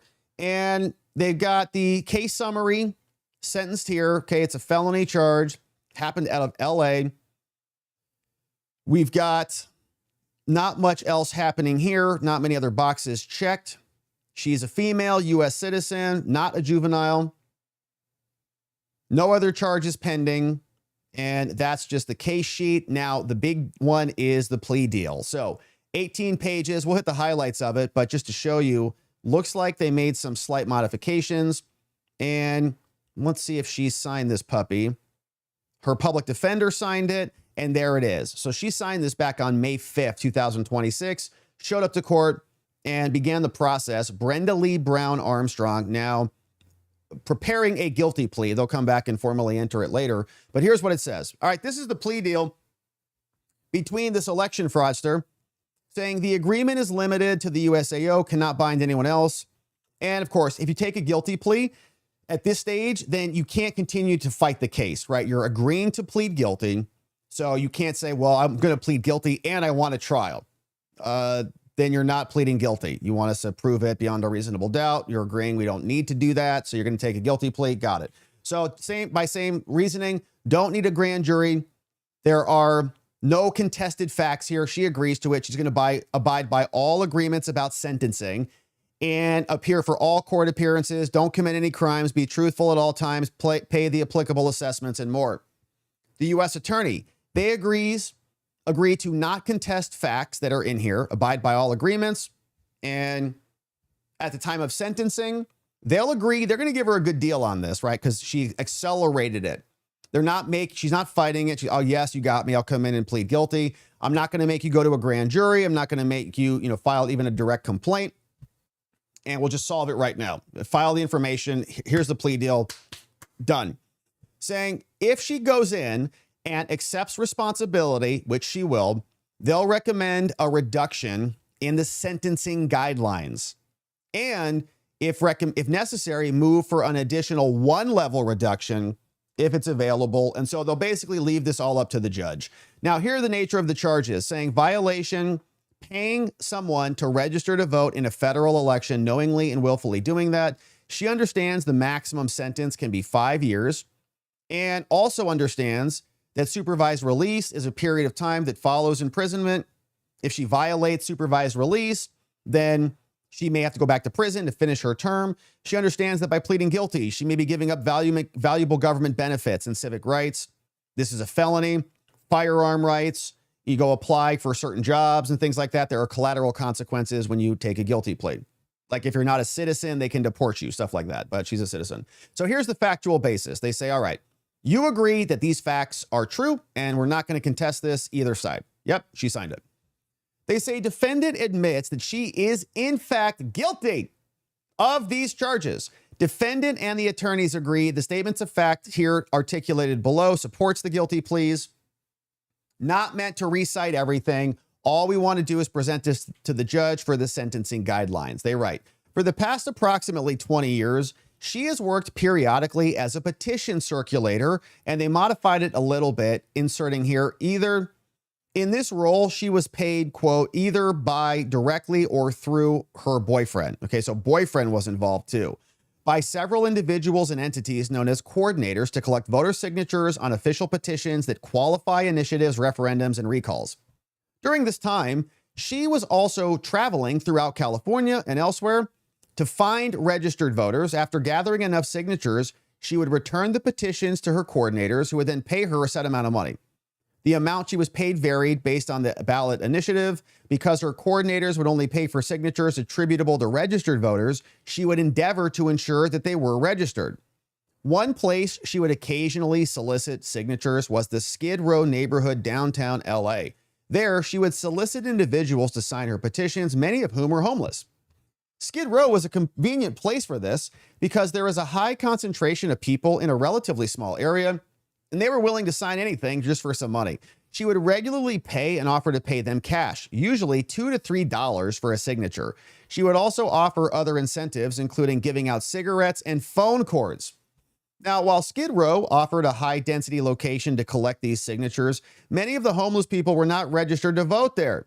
And so as a result, when she submitted these petitions, the coordinators would only pay for the registered people. So she wanted to address this. So starting no later than 2025, and they kind of, probably inserted that for a reason, like she didn't do this in 24, she didn't do this in 2020, only recently. So we're not going to invalidate anything. Like there hasn't been a major election since. So this all brand new. I'm sure her defense wanted that in there. So defendant began explaining to the individuals signing her petitions that they needed to be registered before going to Skid Row. She would then gather a stack of voter registration forms for the LA County Registrar. Then when she encountered a person, she would offer payment not only to sign the petition, but also complete the registration. Some homeless people also did not have an address to put on the forms. On at least several occasions, she gave a homeless person with her own former address so that they had something to write on the form. These forms then submitted would simultaneously register them to vote in both state and fed elections, including elections for federal office. Because California then automatically sends vote by mail ballots to every voter, this also meant ballots in some homeless people's names would have the potential to go to her house where that person did not live or collect mail at all. On or about January 30th, as part of her ongoing scheme, she knowingly and willfully paid another person. The defendant then paid the person for the purpose of causing that person to vote. Now, that's the facts. She agrees to it. She signed it here, saying now she understands that when coming to a sentence, the court calculates all of the appropriate guidelines, saying guidelines are advisory. The judge can sentence you accordingly. The court will exercise its discretion, and it can go all the way up to the max, or based on these low levels and the fact that they're going to reduce this down to like 3 or maybe even 2, saying she'll probably get probation. Now, defendant understands that there is no agreement as to criminal history, and so they're not alleging any priors. Defendant and the U.S. attorney also reserve the right to argue outside the sentencing range, but you're waiving a bunch of rights. As I mentioned, you're pleading guilty. So you can't say you're not guilty if you sign this. You can't have a public trial if you sign this. You do have the right to have a lawyer at trial. You can go find a lawyer, but you're giving up certain rights. You're no longer presumed innocent. You no longer have the right to cross-examine people or present evidence. You can't be compelled to testify. And you give up your Fifth Amendment, Fourth Amendment rights and those things because you can't invoke your right to remain silent if you're signing this saying I'm guilty. You're speaking now. So you can't appeal this, and you are not contesting the factual basis. You say that the factual basis is good. If you withdraw from this plea, we're starting over and re-invoking everything. It's going to be effective once we sign it. If you breach this, there could be additional follow-up problems. You understand that the court and the probation services are not a party to this plea deal. And there are no additional agreements here.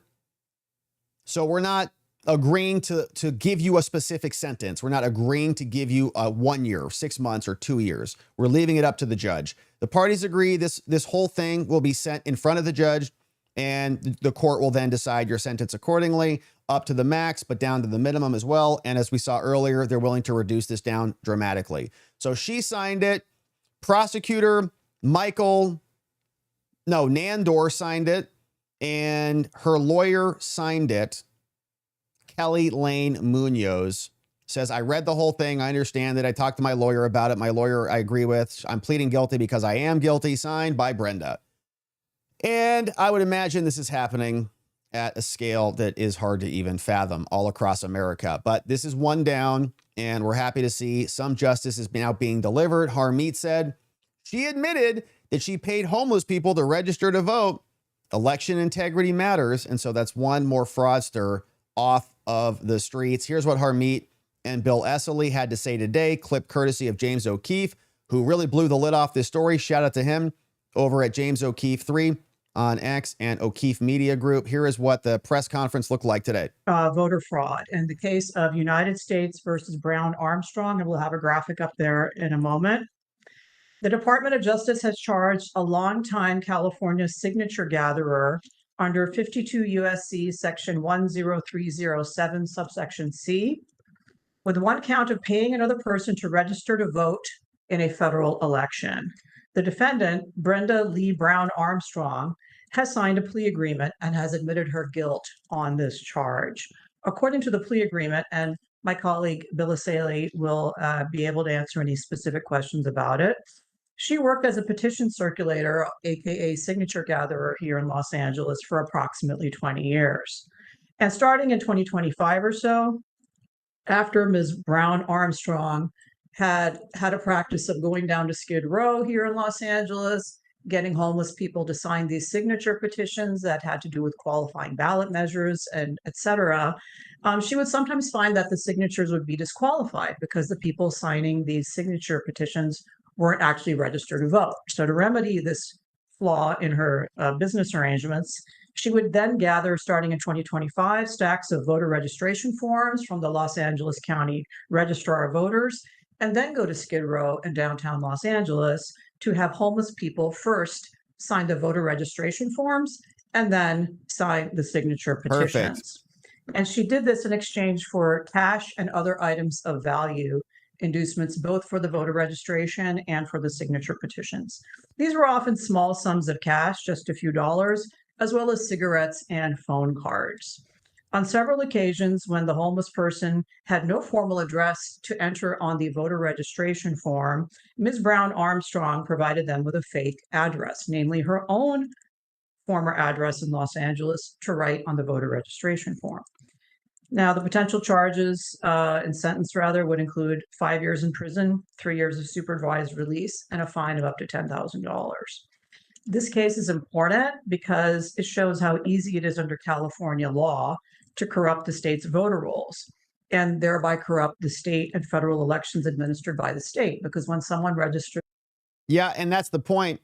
The voter rolls in California presumably are riddled with multiple people, homeless and others, registered illegally, registered at the same address, duplicate registrations, people who are not actually receiving their ballots are having ballots sent to them so that other people can get those, harvest their ballots, and then submit them back in, which is why the blue states and even some red states have no desire to have anybody look at the voter lists because it's all about the lists. And if you can find these addresses, if you can then backtrace it, well, who registered those people? Oh, this lady. And then say, oh, well, she's just registering people who are homeless, all to the same address, all of it exposing the exploitation that, of course, is happening everywhere. And it doesn't take much. It's 11,700 votes in Georgia, 11,000 votes in Arizona in 2020.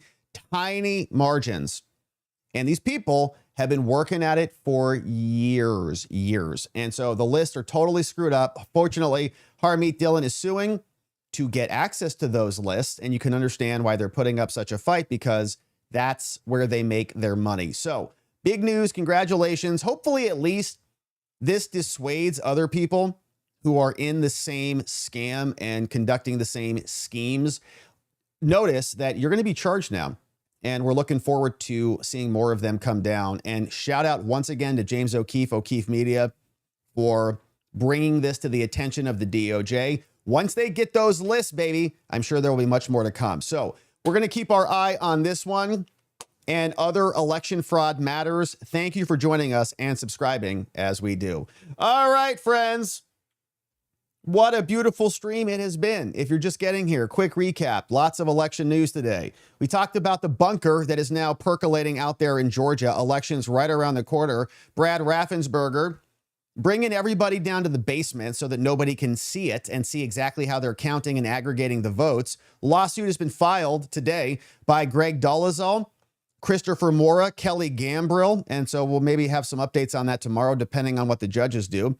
But it reminds us of all of the 2020 election fraud when we saw boarded windows popping up all across America, election workers thrown out, and the steal enacted right under our very noses. We also saw Doleazol was here with a video. The Supreme Court eliminated some other challenges, saying follow Calais, follow the law.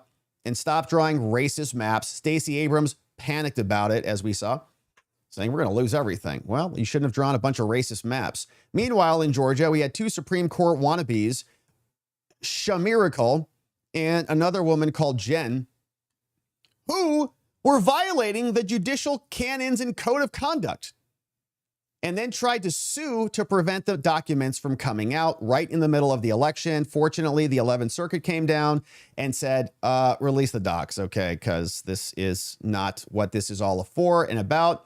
We saw one of the non-confidential complaints now unsealed. They're all talking about abortions and endorsing each other. Not allowed to do that. And so now they are coming under public scrutiny. Hopefully people in Georgia understand exactly what's going on out there. Then we talked about Trump's new $1.7 billion fund, which has been set up to remedy the past weaponization of the Biden DOJ and other Democrat administrations, including Obama, for their own purposes and own gain. And the DOJ is wising up now and building their own institutions to combat this. And we're happy to see it.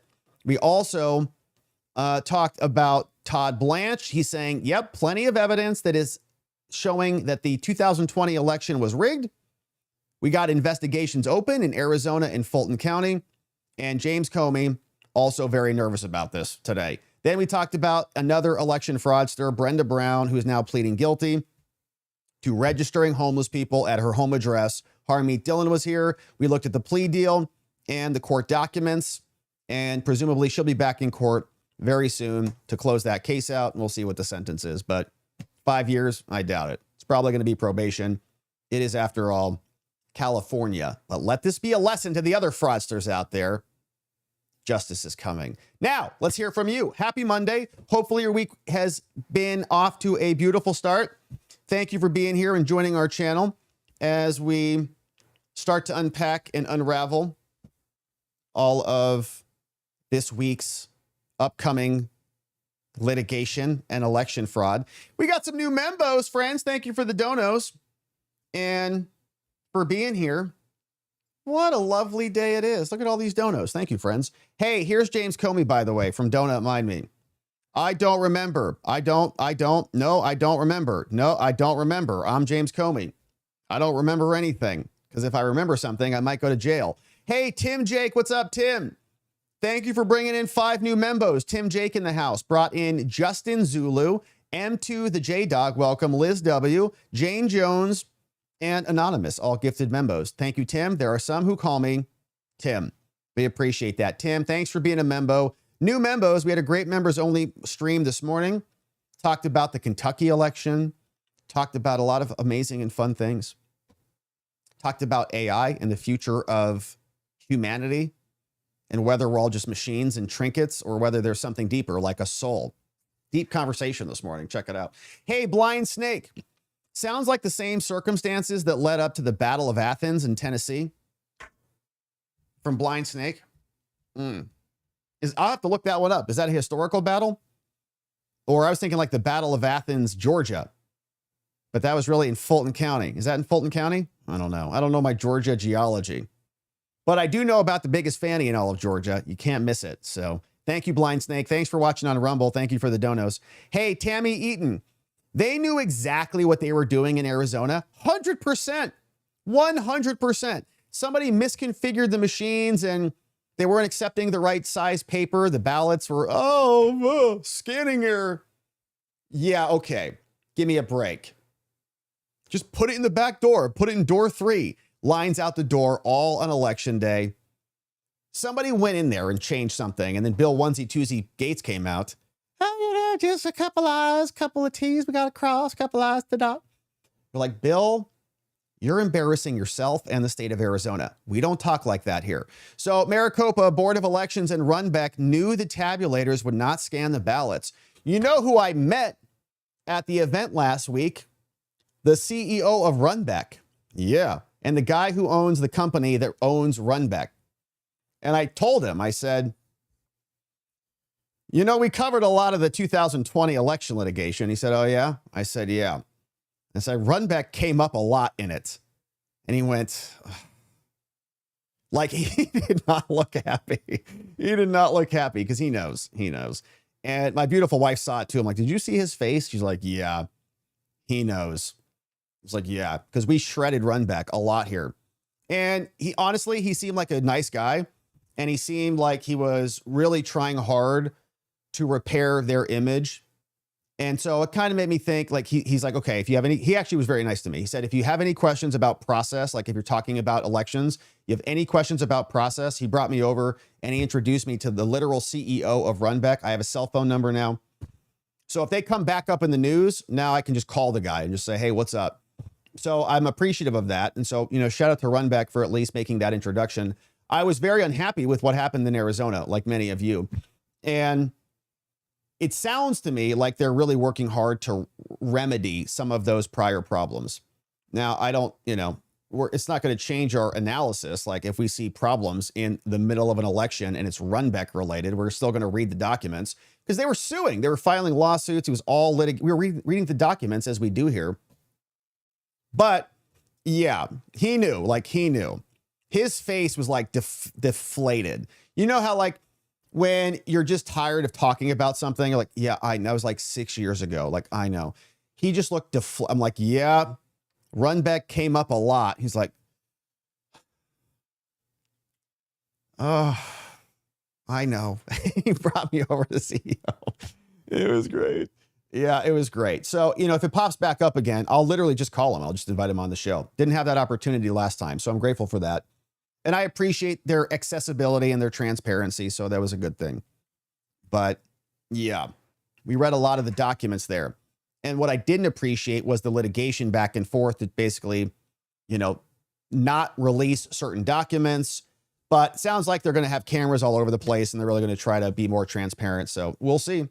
We'll see. Yeah, we'll see. Hey, Goat, what's going on? Severus, greatest of all time. What's up, Severus in the house? Thank you for bringing in 5 more membos.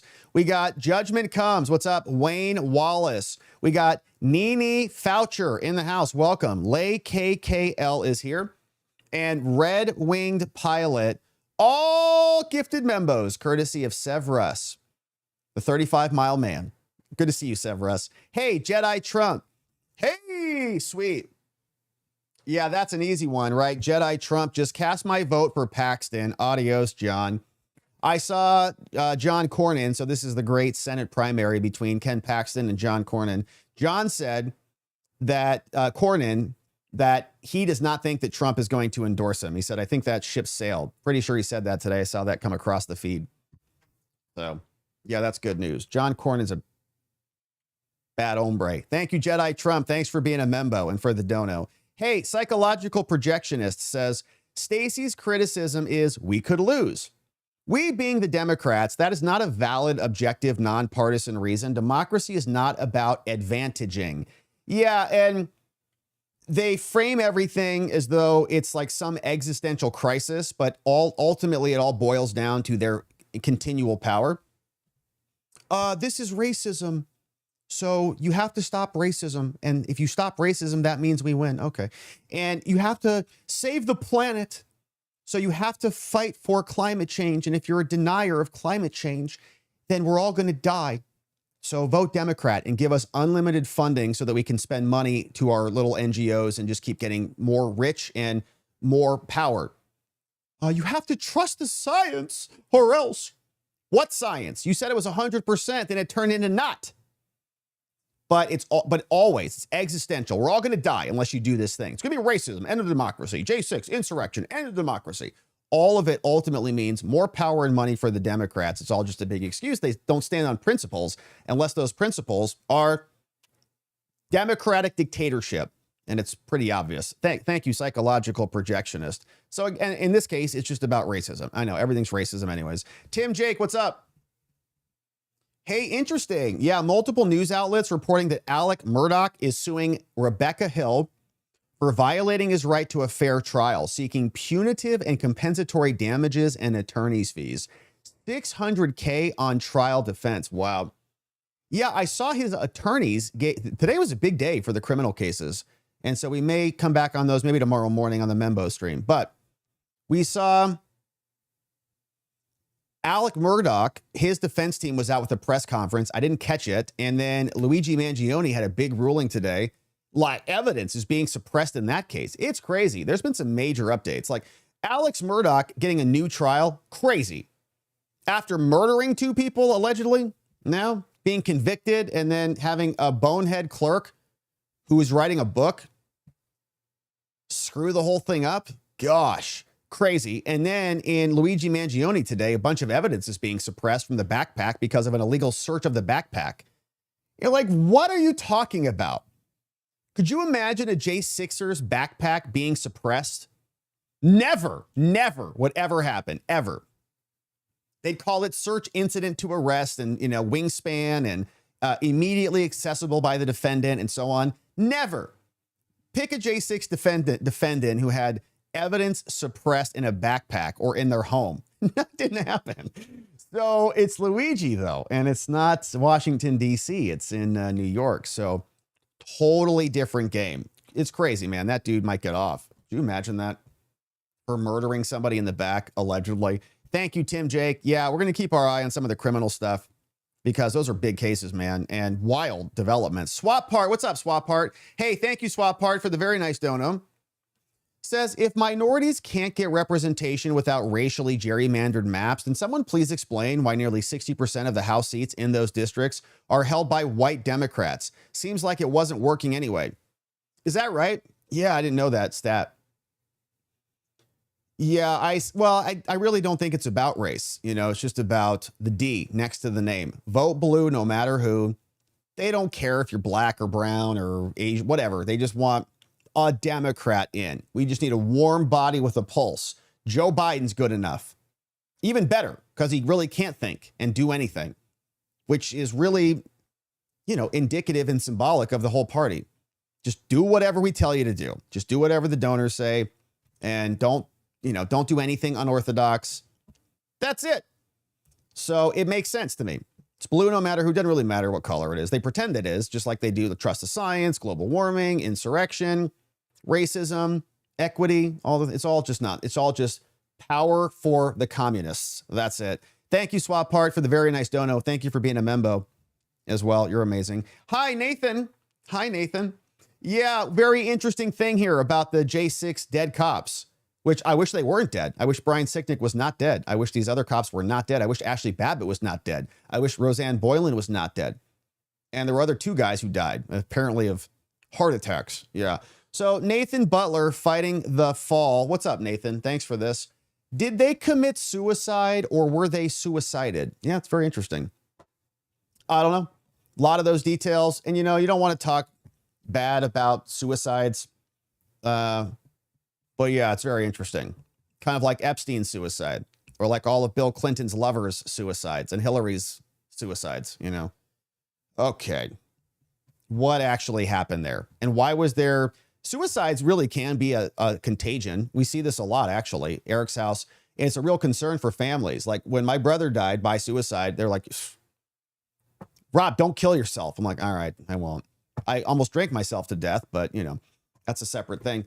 But it can become a contagion, or it can just be a way to eliminate people who are problematic, if you're an intelligence agency like the CIA. So I don't know, man, but it's an interesting question. Thank you, Nathan. Slimmer Stubby. Love it, Slimmer. Thanks for changing your name. Makes it easier.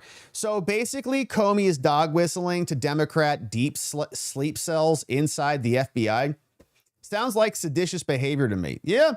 No, he'll say it is just defending democracy, But yeah, he's maybe still in charge of the FBI in some way, shape, or form.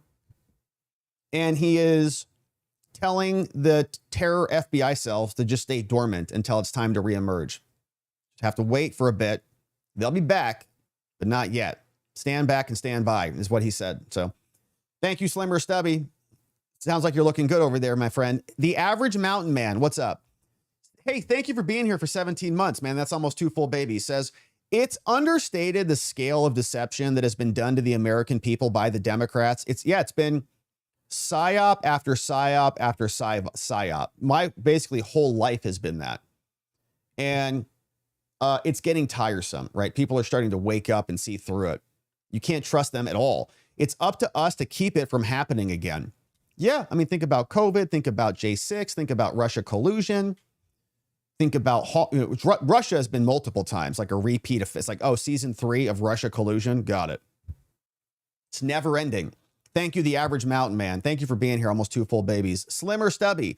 But Jim Acosta stated on his closed to opposition X feed, oh yeah, doesn't he blocks all replies? What a coward.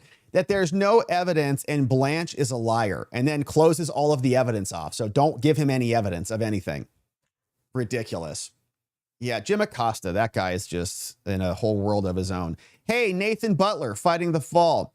Thank you, Nathan, for another dono. Says, though those homeless people aren't voting, they're using fake addresses so that they can collect all the names from the fake voters and fill them out how they like. Is how the Dems have been defrauding the people. 100%, like they're real people. They're actually human bodies. They're actually registered to vote. So they show up, fill out your ID number. Okay, put it in there. Shows up as a real person. It's not a fake voter exactly. It's a real voter who's entitled to a real ballot. And if that real voter got the real ballot, then they could go vote it. But the ballots are being sent not to their homes because they have no homes. So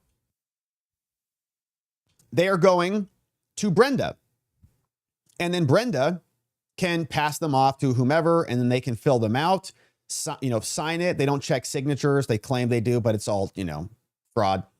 Sign it, fill it out however you want, vote accordingly for whatever ballot measure, vote for federal candidates, vote for president, send it back in.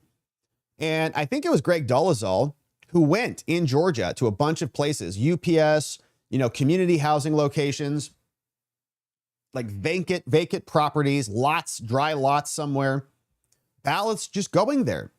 So somebody just collects them. And if you just think about it, like if you're that person and you haven't updated your voter registration, you don't care about voting. So you're not even going to go check. Your ballot gets shipped off wherever. Who cares? You're not voting anyways. So they just go pick them up. So nobody's checking. And then those ballots come back and they count. It's a real vote. It's a real ballot. It's crazy. Thank you, Nathan. Thanks again for the nice dono. Hey, what's up? John McGarvey. 46 months, John. Man, that's a lot of babies. I need a spreadsheet for that one. Thank you for being here, John, for 46 months and for modding the fort down for us and keeping things nice and orderly. Awesome. John, hey, vote for Paxton, but don't tell Quell. All right, Quell. Hopefully you plugged your ears for that one. I think I saw you in the chat earlier. Good to see you, John. Thanks for that, and thanks for a good vote. Hey, Mock Schnell is here. Thank you, Mock Schnell, for bringing in 10 new members. We got Gianna Gigi, Beefy Newman, Perma Seal Finishing. What's up, NH Dog Mom? Miss Donuts is here. Thea and Roman, Jen Garcia, Matthew Kelly. If you know, you know. So MYOB.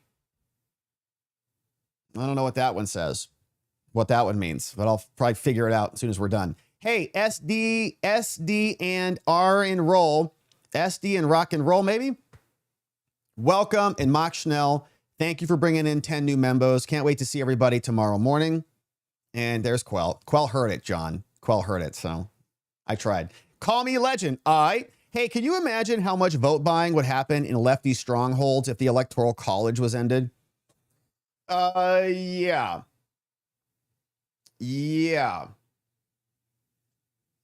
Yeah, because then it's... Well, I wonder what would happen in red states, too. I mean, it might just be a flood, right? Because if it's just a straight popular vote, like... No, I think you're right. Yeah, if it's just a straight popular vote... Because like you write off California, right? However many electoral votes you have, you just don't care. It's gone. California's gone. So they would just run up like the big cities. They would just run up the big cities and then all of the smaller states would just get blown out. Like their electoral votes wouldn't matter. So they would go to New York, just register everybody. Because running up the popular vote in the blue states doesn't really matter. Like who cares? It gets to a certain level. It's going to go blue. Once it hits blue, it's not going to get worse. But if it all flopped to popular vote, then I think you're right about that. I had to think about that one. Call me legend, yeah. And then the small, like Wyoming, would get blown out. You don't need to register a bunch of people because it's 500,000, 600,000 people just go into LA and register the 2 to 3 million illegals. Thank you, Call Me Legend. Hey, Sun-Kissed Girl, what's up? Excited for indictment season to come. 4 months as a membo. Sun-Kissed, you're speaking my language. Been waiting for that for years. For years. And it's, hopefully coming soon. As I predict, I think it's coming after the midterms. But we'll see. Sun-Kissed Girl, thanks for being here for 4 months. You rock. Call Me Legend. Hey, future diaper dono. Thanks for being here, Rob. Thank you, Call Me Legend. It's really an honor. It's my pleasure to be here and hang with you. I really appreciate our time together. Thank you, Call Me Legend. And we'll add it to the dono, to the diaper fund. Apparently, they're kind of expensive, I guess. Hey, we're going to potty train that baby, though. Alexis got a book. I flipped through it. You have to listen to your baby. And then once it starts to fidget, you just bring it over to the toilet and just plop it right there. A baby toilet, not a real toilet. There's a whole book with pictures. I started reading it. Hey, great stream, Sharab. Thank you, Rob. It's not bad. It has a nice ring to it. Shamiracle, Sharabi. Yeah. Welcome to the Sharabi Show, where we talk about Shamiracle and other amazing people. We're doing it, sweet potato. It's good to see you back in the house. We're doing it. Just going to duct tape that little kid to the toilet. Hopefully not cause any trauma. Just kidding, CPS. Just kidding. Dan, what's up? No, Battle of Athens in Tennessee, all those returning soldiers took it to the corrupt county officials. I'll have to look that one up, man. I'll have to look that one up. All those returning soldiers took it to the corrupt county officials. Nice, Dan. All right, I'll have to look that one up. Battle of Athens? I got to get into my Civil War history, I guess. Hey, Holly, another dumb question. When charges go to the grand jury, does the defendant know, plea, or give evidence to any of it? Keep crushing it, Rob. Generally, no. Sometimes the defendant can know about it. It's like, thinking of an example, like John Brennan probably knows that they're like John Brennan, former CIA director. He knows that there's, like in a high profile case, I'm pretty sure we read one of his letters here where he actually sent a letter to the chief judge in Florida, Southern District of Florida, saying to the judge, stop Eileen Cannon from running the grand jury that's been impaneled down there in the Southern District of Florida. Okay, so sometimes they do. A lot of the time they don't. Like if you're just like like if you're charged with narcotic drugs or something and the police come and seize your drugs, you probably think charges are coming, but you may not know that an indictment is coming, and then you get indicted. They send you the indictment or show up and serve you with the indictment and arrest you. Then you call a defense law firm, like I got indicted. It's like, all right, my police came, just picked up my son. All right, where is he at? Let's go find him in jail. And then you kind of get him out after the indictment hits them.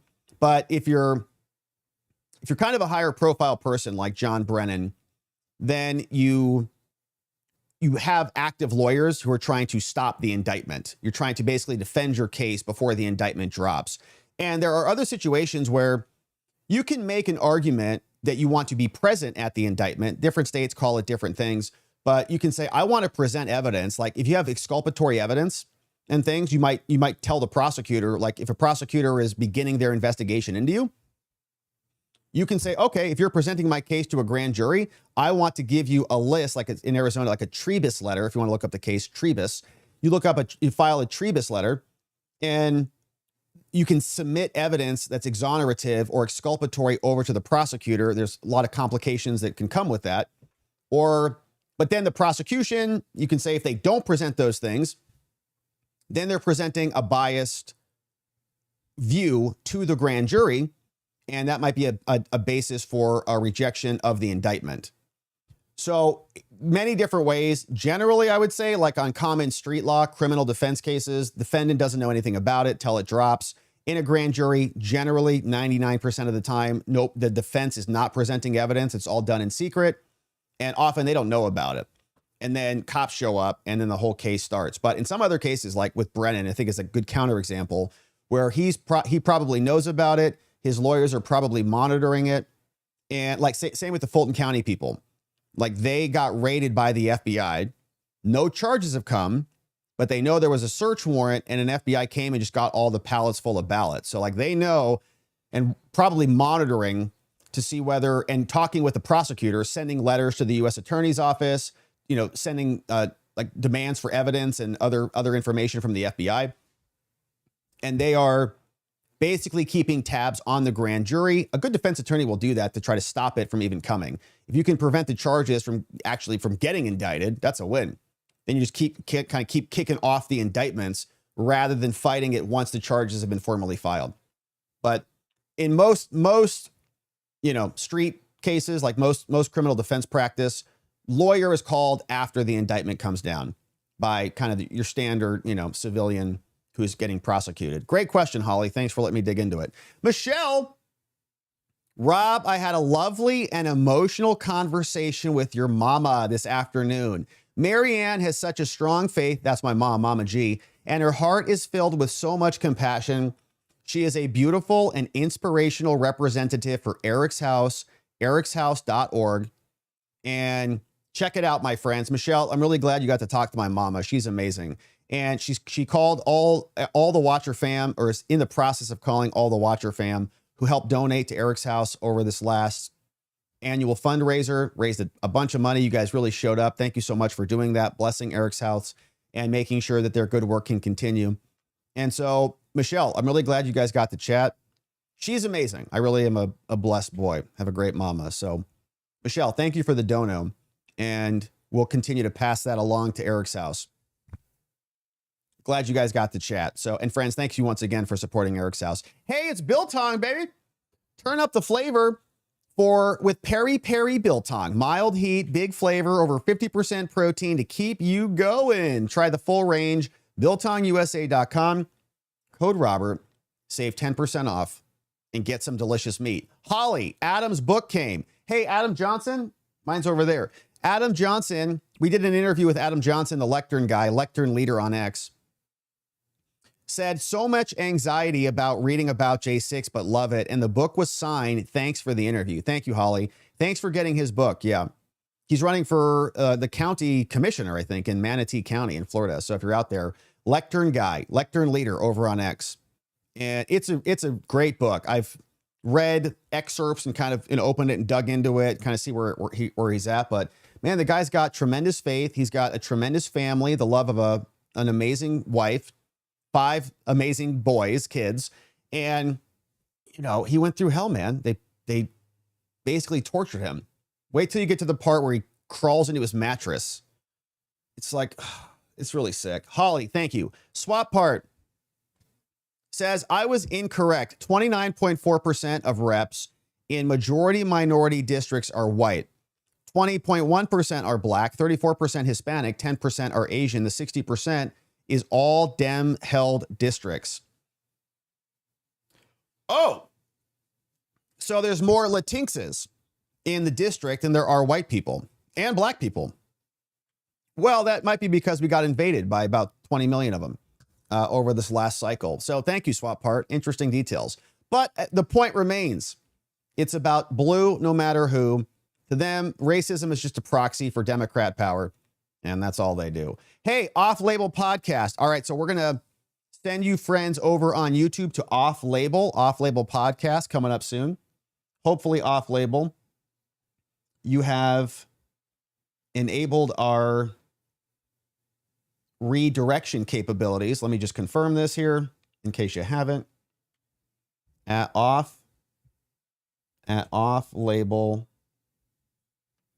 Podcast. Coming up soon. Amazing. I think you're scheduled for 6:35. Amazing. All right, so we'll send you over there. Have a great stream. Off-Label. And Slimmer says Newsom has a new fraud program out here in California using baby diapers. We talked about it. Yeah, like 50 cents a diaper, which is like 34 cents higher than it should be. 20 million to an NGO that his wife is paid through. Purely philanthropic, I'm sure. Yeah, that's how I learned about baby diapers and about how expensive they are. And we're going to have a lot of them coming up soon. Except we're going to potty train that kid, man.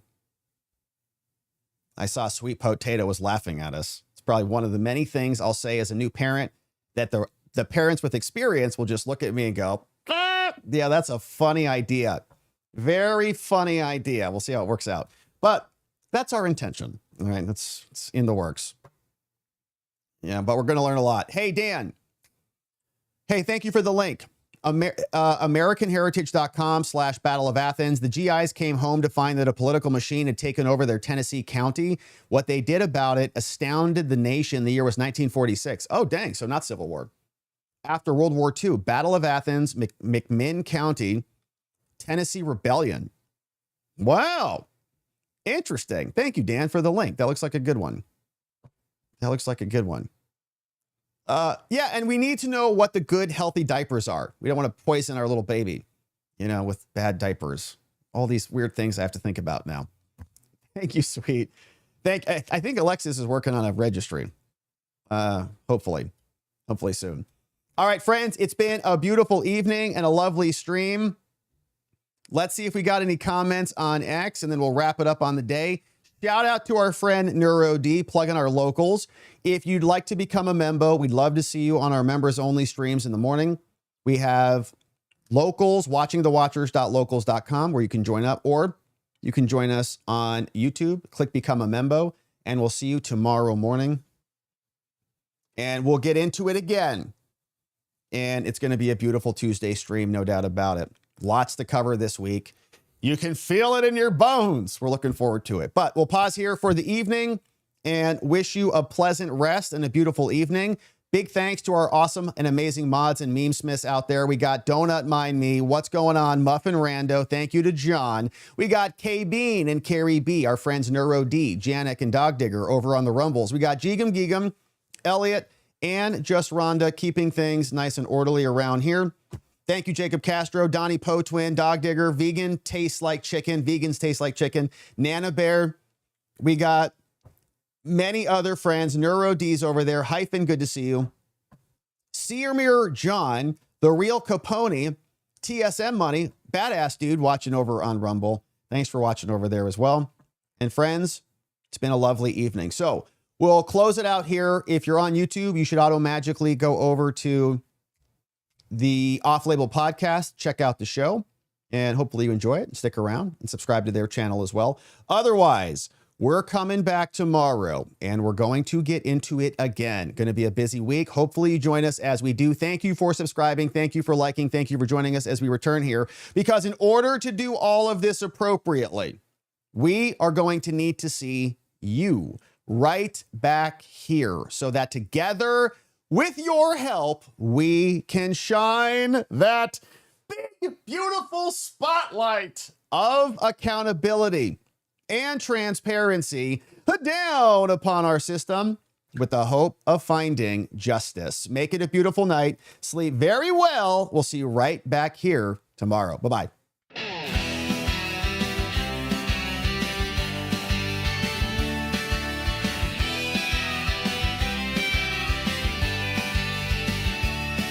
For watching, my beautiful friends. Now it's that time where the stream must end. We brought the heat with every chat and line. Together we exposed corruption.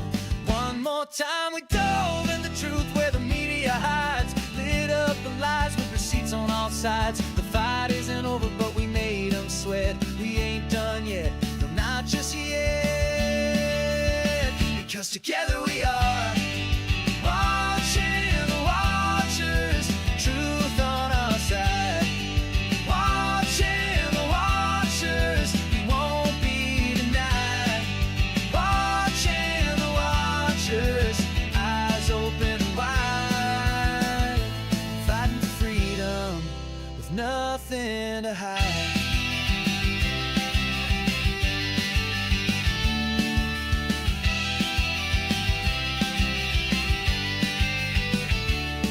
Drop a like and don't forget to share. And bring a friend who's ready to care. Tomorrow's lies are just today's news, but here we see